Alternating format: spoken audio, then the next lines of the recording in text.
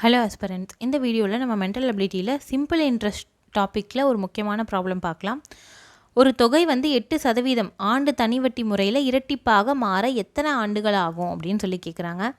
ஒரு தொகை வந்து எவ்வளோவா மாறுதான் இரட்டிப்பாக மாறணும். அதாவது நம்ம போட்ட பி அப்படின்ற அமௌண்ட் வந்து என்னென்னா 2p அப்படின்னு மாறணும், 2ஆக மாறணும், டபுளாக. அதுக்கு வந்து என்னென்னா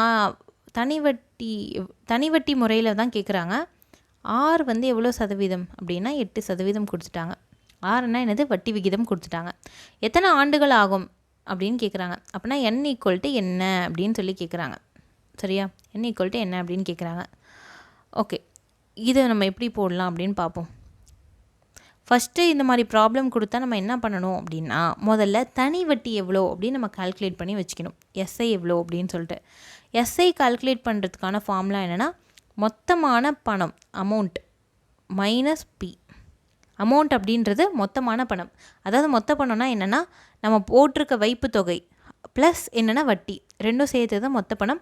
மொத்த பணத்துலேருந்து வட்டியை கழிச்சிட்டா என்னென்னா, மொத்த பணத்துலேருந்து அசலை கழிச்சிட்டோம் அப்படின்னா நம்மளுக்கு என்ன கிடச்சிடும், வட்டிக்கான தொகை என்ன அப்படின்றது நம்ம தெரிஞ்சிடும்.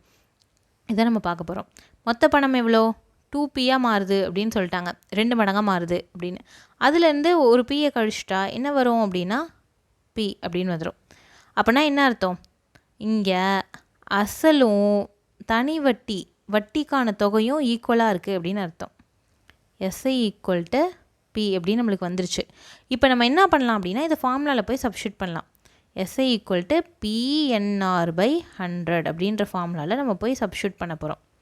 ஃபஸ்ட்டு போடுங்க, எஸ்ஐக்கு பதிலாக என்னது P equal to P into N என்னன்னு தெரியுமா அப்படின்னா தெரியாது, என் அப்படியே வச்சுக்கலாம், இன்ட்டு ஆறுக்கு பதிலாக 8/100 அப்படின்னு வச்சுக்கலாம். இப்போ என்ன ஆச்சு அப்படின்னா பி ரெண்டும் கேன்சல் ஆகிடும். என் ஈக்குவல் டு என்ன வரும் அப்படின்னா 100/8 அப்படின்னு வரும்.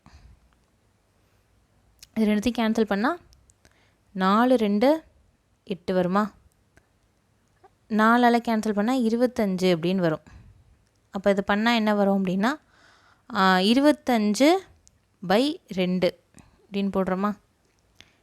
1 பண்ணால் 1, திரும்ப 5 இருக்கும், 2ஆல் வகுத்தா 4 வரும், மிச்சம் 1 இருக்கும்.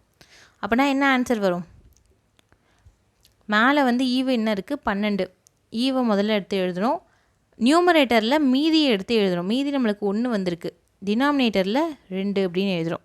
அப்போனா 12 1/2 அப்படின்னா என்ன அர்த்தம்னா 12.5 வருஷம் ஆகும்.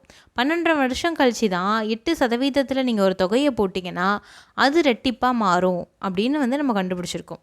ஓகேவா, 12.5 வருஷங்கள் கழித்து மாறும். ஓகே, நெக்ஸ்ட் வீடியோவில் வேறு ஒரு ப்ராப்ளத்தோடு பார்க்கலாம். தேங்க்யூ.